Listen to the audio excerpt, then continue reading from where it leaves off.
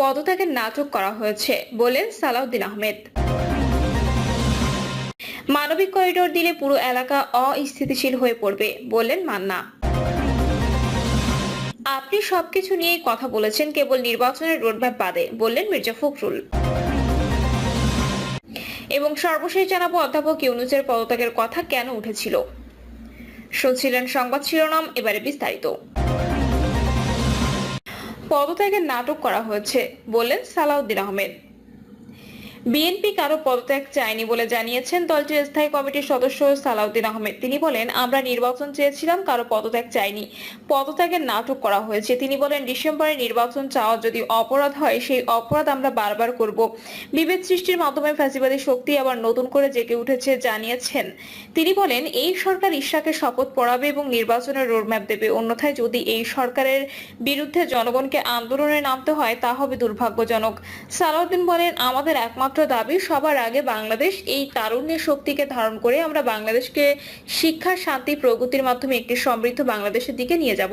সমাবেশে বিএনপির স্থায়ী কমিটির সদস্য আমির খসরু মাহমুদ চৌধুরী বলেন, নির্বাচন নিয়ে হেলাফেলা করা চলবে না, সংস্কারের কথা বলে নির্বাচনের রোডম্যাপ পেছানোরও কোনো সুযোগ নেই। তিনি বলেন, বন্ধুগণ, বিএনপির আগে কেউ সংস্কারের কথা বলেনি।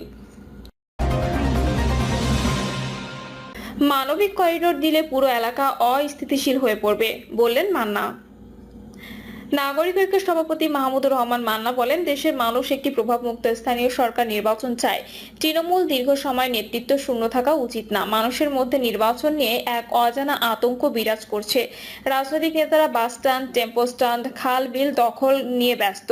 ইউরোপ, আমেরিকা যদি চাঁদাবাজি ছাড়া রাজনীতি চলতে পারে, বাংলাদেশে পারবে না কেন?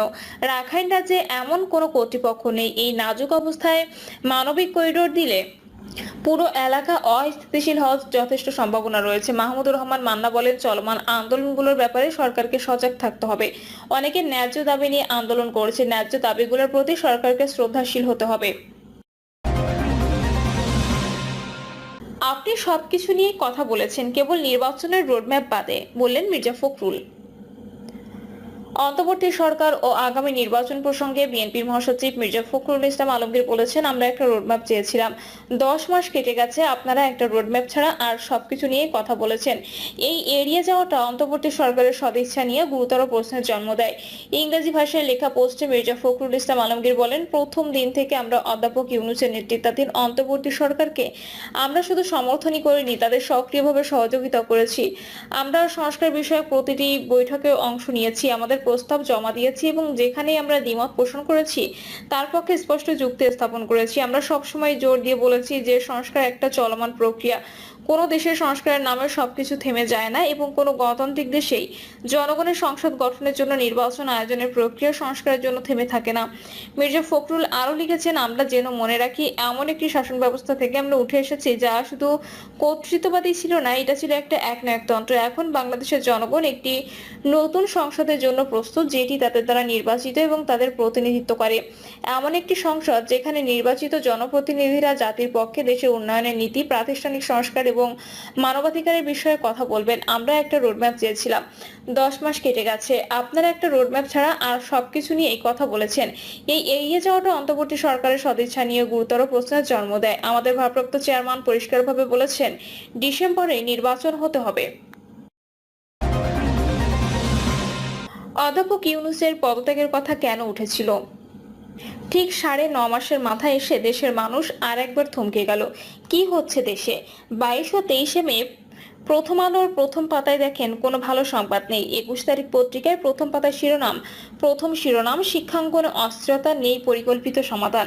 দ্বিতীয় শিরোনাম দেশের আইন শৃঙ্খলা নিয়ে উচ্চ পর্যায়ে বৈঠক প্রধান উপদেষ্টার। তৃতীয়, 3 উপদেষ্টার সঙ্গে বৈঠকের পরও অচল অবস্থা কাটেনি, এনবিআর এর আন্দোলন। চতুর্থত, সুপরিকল্পিতভাবে নির্বাচন পেছানোর পায়তারা চলছে, যৌথ সভায় ফখরুল। এবং পঞ্চম, সড়ক অবরোধ ভোগান্তি। ঢাকা সিটি কর্পোরেশন ইতিমধ্যে 2 মাস ধরে 31টি রাজনৈতিক দলের সঙ্গে আলোচনা করেছে জাতীয় ঐকমত্য কমিশন। সেখানেও কোনো আশার বাণী নেই। ঐকমত্য কমিশনের ভাইস চেয়ারম্যান আলী রিয়াজ বলেছেন, রাজনৈতিক দলগুলোর মধ্যে মতপার্থক্য খুব স্পষ্ট। এমনকি এসব মতপার্থক্যের অনেকগুলো বিষয় মৌলিক বলে উল্লেখ করেছেন। রাজনৈতিক দলগুলোর কাছে আবেদন করেছেন শেষ মাইলটি অতিক্রম করতে দুদিক থেকে এগিয়ে আসতে রাজনৈতিক দলগুলোকে মতপার্থক্য ইতিমধ্যে জনসমক্ষে এসেছে। এই পার্থক্য যতটুকু না সংস্কার কেন্দ্রিক, তার চেয়ে বেশি রাজনৈতিক নির্বাচন কেন্দ্রিক। এমনকি রাজনৈতিক মতাদর্শের পার্থক্য তেমন বোঝা যায়নি। নবগঠিত রাজনৈতিক দল এনসিপি সংস্কার, খুনিদের বিচার ইত্যাদি নিয়ে প্রথম থেকে অনমনীয় মনোভাব দেখাচ্ছিল, তাদের অবস্থান দাঁড়িয়েছে বিএনপির বিপরীতে। জুলাই আগস্ট অভ্যুত্থানে নেতৃত্বদানকারী এই তরুণ শিক্ষার্থীরা বাংলাদেশকে নতুনভাবে গড়ে তোলার নানা রকম কৌশল, দৃষ্টিভঙ্গি জনসমক্ষে আনছিলেন। শুরু থেকে তাদের প্রতি ছিল মানুষের প্রগাঢ় ভালোবাসা, কিন্তু যতই দিন যাচ্ছিল রাজনীতিতে অনবজ্ঞ এই তরুণেরা বন্ধুত্বের বিরোধিতার সম্মুখীন হচ্ছিলেন। নিজেরাও খণ্ডিত হয়ে যাচ্ছিলেন। প্রধান উপদেষ্টা তাদের প্রতি দুর্বল ছিলেন, বলেছিলেন এত বড় একটা যুগান্তকারী অভ্যুত্থানে নেতৃত্বদানকারী যুবকদের মধ্যে ভবিষ্যৎ নিয়ে স্বপ্ন এবং আশা আকাঙ্ক্ষা তৈরি হতেই পারে, তিনি তাদের জন্য সুযোগ তৈরি করে দেবেন বলেছিলেন। তবে তারা স্বপ্ন দেখছিলেন জাতীয় রাজনীতিতে মুখ্য শক্তির হওয়ায়।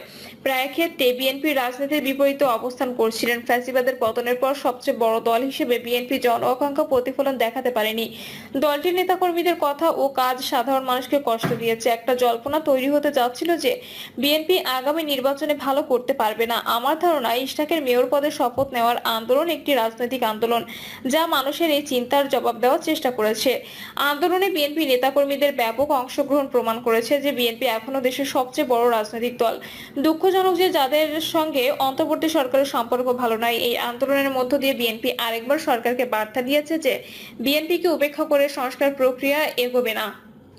একটা প্রশ্ন এখানে করা যেতে পারে, কারো শক্তি বেশি বলে সে কি যা ইচ্ছে তাই করতে পারবে? সংস্কার তো একটি গুণগত প্রক্রিয়া।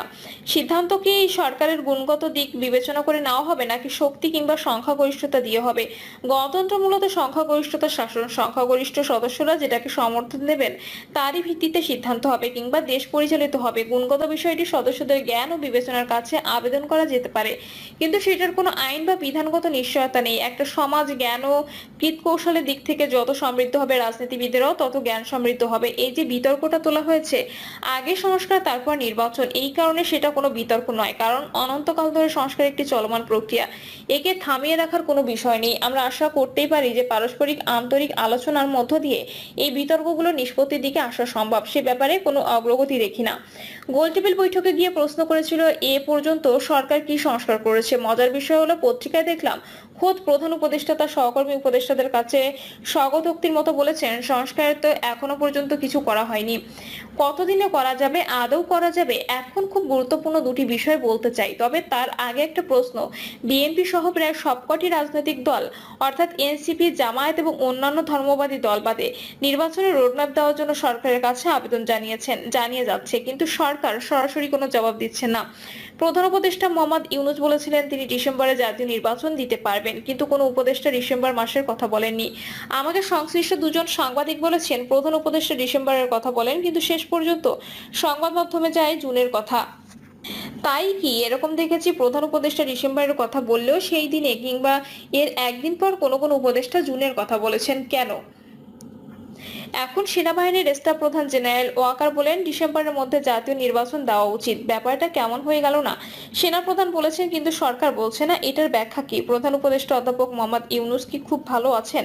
জানতে ইচ্ছা করে। এই মানুষটিকে আমি অনেক বছর আগে দেখেছি, খুব ঝামেলা পছন্দ করেন না, ঝামেলা এড়িয়ে যেতে চান, এড়িয়ে থাকতে চান। প্রধান উপদেষ্টা অধ্যাপক মোহাম্মদ ইউনূসের এক ঘনিষ্ঠ সহচরকে আমি বলেছিলাম, আপনারা তো রাজনীতিবিদদের সঙ্গে কথা বলতে চান না, কিন্তু শাসন ব্যাপারটাই রাজনীতি, অরাজনৈতিকভাবে দেশ শাসন করা যায় না। আমি কি স্যারকে জিজ্ঞাসা করতে পারি আপনি আসলে কি ভাবছেন? হুলস্থুল লেগে গেছে, দেশের মধ্যে খবর ছড়িয়ে পড়েছে আপনি পদত্যাগ চান, যদিও আপনি তা করেননি। তাহলে এই কথা বাজারে এলো কেন? অনেক প্রশ্ন তৈরি হয়েছে নির্বাচন নিয়ে, কিন্তু তারপরও প্রধান উপদেষ্টা অধ্যাপক মোহাম্মদ ইউনূসের পদত্যাগ কেউ চায়নি। গতকাল উপদেষ্টা পরিষদের অনির্ধারিত এক বৈঠক শেষে পরিকল্পনা উপদেষ্টা ওয়াহিদুদ্দিন মাহমুদ বলেছেন, প্রধান উপদেষ্টা আমাদের সঙ্গে থাকছেন। উনি বলেননি উনি পদত্যাগ করবেন। প্রধান উপদেষ্টা হিসেবে দায়িত্ব নেওয়ার জন্য যখন তিনি প্যারিসে অস্ত্রোপচার শেষে দেশে এসেছিলেন, তখন ঢাকা বিমানবন্দরের সাংবাদিকদের এক প্রশ্নের জবাবে তিনি বলেছিলেন, আমার কথা শুনতে হবে, না হলে আমি আবার ফিরে চলে যাব। এরকম কথা আমি পরেও তাকে বলতে শুনেছি। এক রাতে শুনলাম বিদেশি টেলিভিশনে তিনি বলেছেন, আমি তো এখানে একটা ডিউটি করতে এসেছি, আমার কাজ শেষ হবে তখন আমি আবার আমার আগের কাজে ফিরে যাব। মাঝে মধ্যেই মনে প্রশ্ন জাগতো যে এখানকার সর্বময় দায়িত্ব কি তিনি উপভোগ করেন না? মূল কিছু সংস্কারের ব্যাপারে তিনি তো খুবই আন্তরিক ছিলেন, রাজনীতি তিনি পছন্দ করেন না, এটা তার সব থেকে বড় ঘাটতি। এই ক্ষেত্রে তিনি যদি সত্যি সরে যেতে চেয়ে থাকেন তা কি কারণে? স্যার, সময় আপনাকে একটা ঐতিহাসিক দায়িত্ব দিয়েছে, আপনার মতো মানুষ এই দায়িত্ব ফেলে চলে যেতে পারবেন না। প্রিয় দর্শক, এই ছিল এখনকার সর্বশেষ সংবাদ। আপডেট সব সংবাদ পেতে চ্যানেলটি সাবস্ক্রাইব করে বেল আইকনটি ক্লিক করে রাখুন।